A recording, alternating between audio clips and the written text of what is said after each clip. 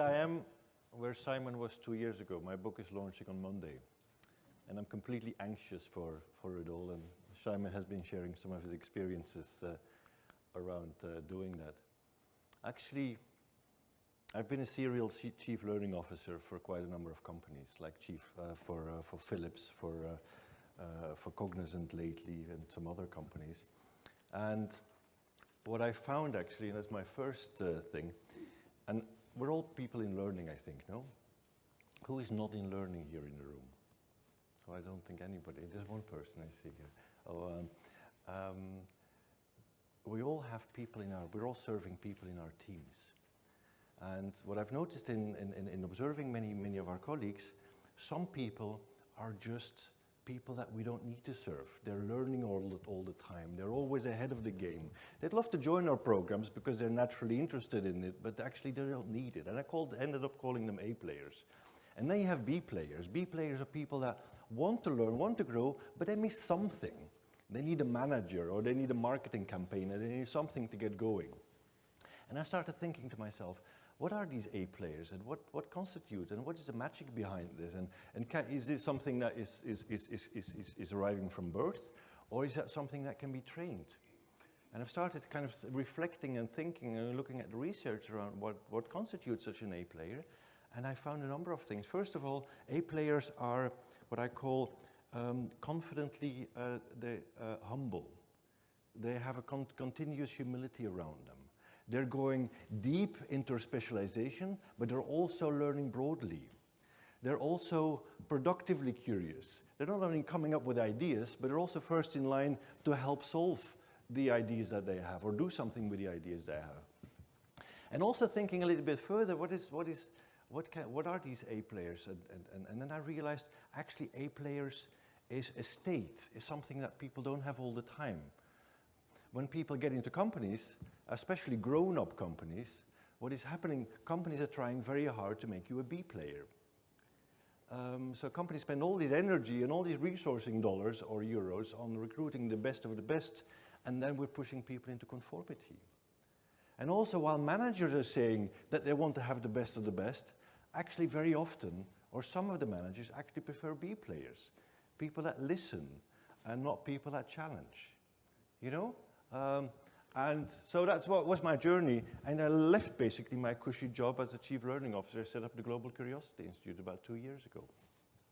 Now, when I was at my last company, we did the beauty with having a team of 300,000 people is you can do some pet projects. So we launched a series of programs around learn to learn, growth mindset, and also curiosity.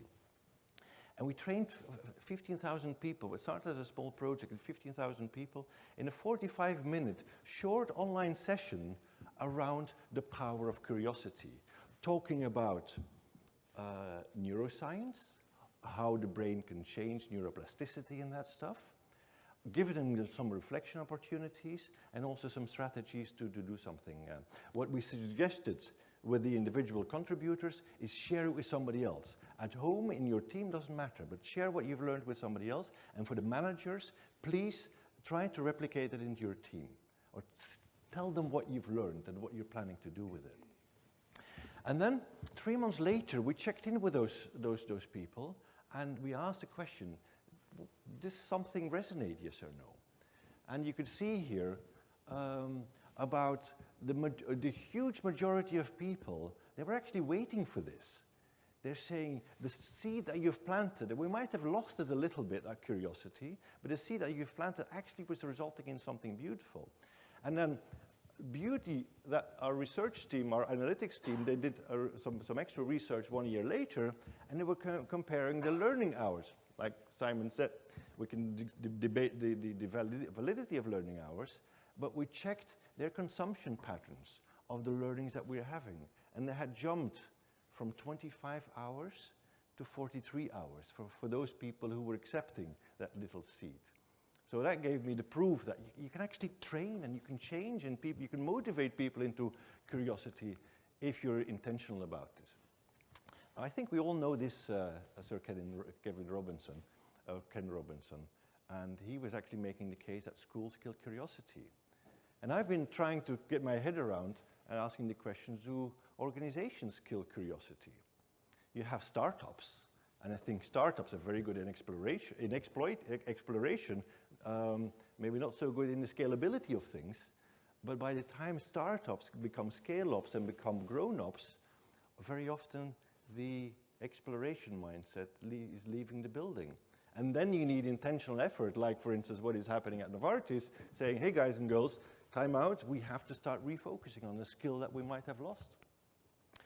And then I've been looking and doing quite a number of have access to research, but also do research myself where I've got a couple of diagnostics.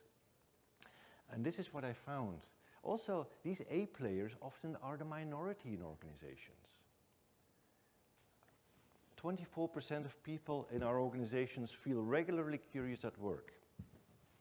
Or if you're comparing startups with grown-ups, startups are 4 times more ready to learn from mistakes than grown-ups.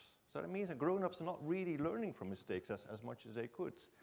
If you're looking at perspective, if you're asking leaders, most of the time leaders say, and actually also learning and development people are saying, we're good at this. But when you're asking the people in the teams, then people are not so sure about it. So it's all about what filter you're putting in front of it. Of course, leaders are creating the culture, the environment, and they feel much more ownership towards the people on the receiving end, a little bit less. Interestingly also, for the changing dynamic of curiosity, if people are 3 years in the same role, their curiosity level goes down. They become part of the furniture. So that's maybe the case for job rotation. Keep people fresh. Or what PepsiCo has been doing, they have this marketplace for part-time jobs. If people feel that they have some extra energy and they're sitting in learning and development, they could work in marketing for half a day a week and contribute and learn and stay fresh at the same time. Interestingly also, there has been a huge growth year on year in the use of the word curiosity. And that's specifically for LinkedIn now, in job ads. So the world is picking up something that has been an early adopter thing. More and more companies are looking at this. Because actually, I think the question is the answer is, it all starts with a simple question, no? What if, what? And it has been basically the driver of our society, of relationships, of our organizations. We all started with this question.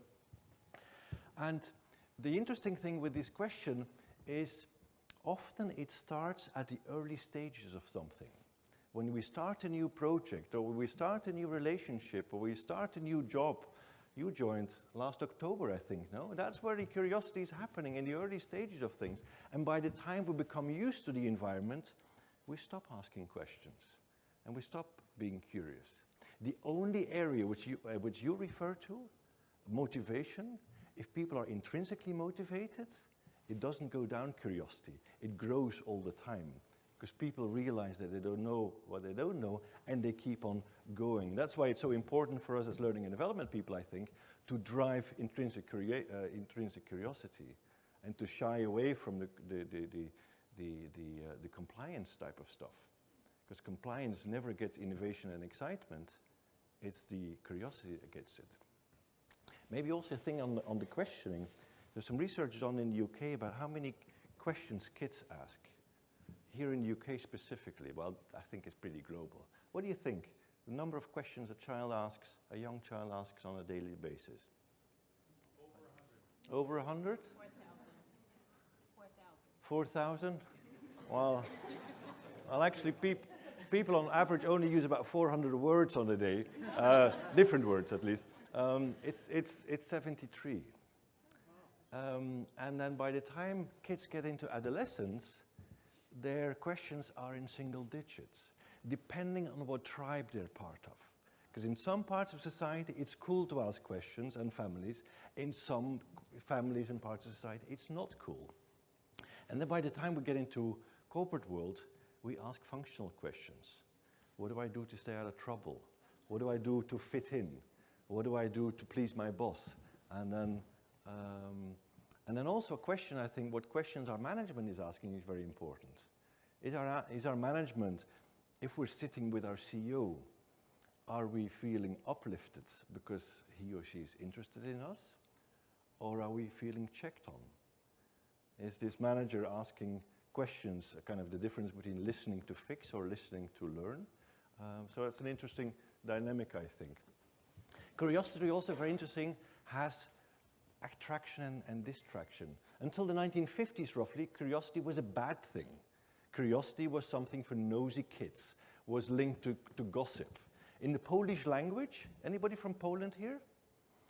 I was told by a lady from Poland that there is this saying in Polish, curiosity is the first step to hell. And in French we say curiosity, too much curiosity kills. And many languages have this negative connotation still stemming from the way back. I've got an entire chapter on the history of curiosity and what we think about curiosity. And then on the right-hand side, we have the positive dimension as it links to innovation, to discovery, to exploration, to research, which more and more companies are embracing now.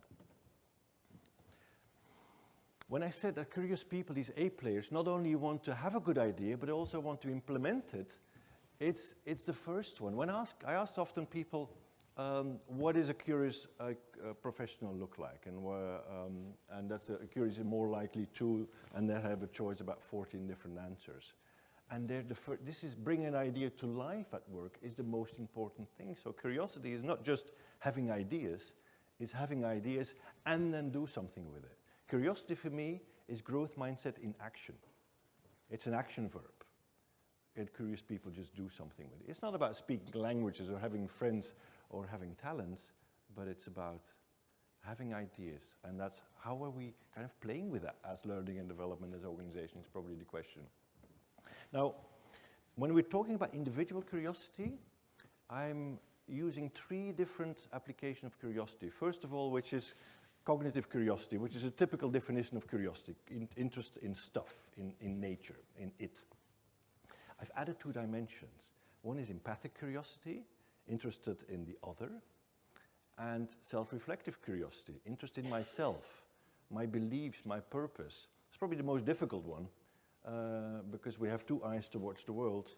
We don't have any eyes to watch ourselves inside, and who we think we are is not necessarily who we are in reality, of course. This is a definition every person I'm asking has a different definition. This is the definition I came up with. I tried to create a definition that fits not only people, but also systems. Because teams can be curious, organizations can be curious, even societies can be curious, or not. So curiosity is a mindset to challenge the status quo, explore, discover, and learn. And I think what Simon was talking about, that learning and the neuroscience and learning, I'd like to add one thing to that. If people are in a curious mindset, they're open up their entire brain to learn anything, even not the thing that they're learning. So remember when we were with a history teacher who was really great, we were actually spilling that interest also in the next mathematics class or whatever was coming afterwards. So if people are in a curious mode, they want to learn more and they learn anything about it. Okay. 3 concepts to probably to remember. Awareness, intentionality, and measurement. Awareness is all about how aware am I of myself, of for instance, by my learning. When is curiosity at its peak? When people know nothing, then they can't be really curious. If you don't know what you don't know, you're not going to ask any questions about it. If you know a little bit about something, you start becoming curious. And this is where the area of curiosity is, the wonder. And then the moment people, when they think they know too much, this curiosity starts coming down. There's research in North America that seasoned doctors, old doctors, 40, 50, 60-year-old doctors, are not as good as diagnosing patients when compared to 30-year-old doctors, because they think they know it all. And they're trying to compare their diagnosis with cases they had in the past, and they stop asking questions that this might be something different. And think about it also as experienced learning and development people. The danger is that it goes down, or as experienced managers or experienced leaders. Microsoft has done a great thing. They changed their culture from a know-it-all to a learn-it-all culture, celebrating learning and not knowing. And I think that's a great example here. And then, am I judging or am I curious when I have a customer in front of me and doing learning, when I'm a leader? Because for me, the opposite of curiosity is conformity. Conformity is a given. Conformity gives us peace of mind, gives us stability, gives us reassurance. And we always have that. Curiosity is the electric band that we need energy to move away from that curiosity. And when we pull a little bit, we explore our known world, our specialization, our the things that we know. When we pull more, we're discovering something completely new. Then we're going to explore new territories. We're going to read new things that we never heard of before. One of the suggestions I have often when people ask me how can I be wildly curious is I say, buy the book next to the book that you want to buy. You know? Let serendipity slip in and maybe you'll discover something new. Intentionality. Intentionality is the opposite of leaving things to chance. And I've seen it a lot in grown-up companies, and that's why I love so much Simon's example. At Novartis, curiosity is intentional. It's put on the radar. And by putting on the radar, you do something with it. Every company will have their own definition, their own approach to curiosity, but if you put it in an intentional framework, things will happen much faster.